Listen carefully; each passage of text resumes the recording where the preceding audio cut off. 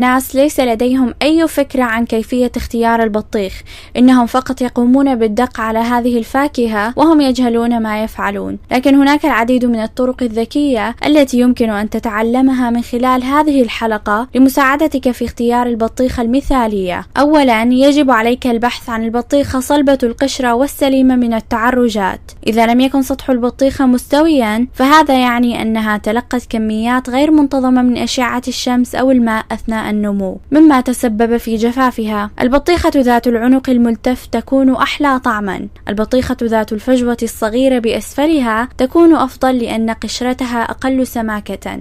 البطيخة ذات القشرة الأغمق تكون أحلى طعما، والبطيخة التي تكون خطوطها منتظمة تكون أفضل. أما لون البقعة السفلية يدل على فترة تخزينها، فالبقعة الصفراء تدل على أن البطيخة أكثر نضجا. فكلما كان اللون أصفرا أكثر كلما كانت البطيخة أحلى طعما. أشكر متابعتكم.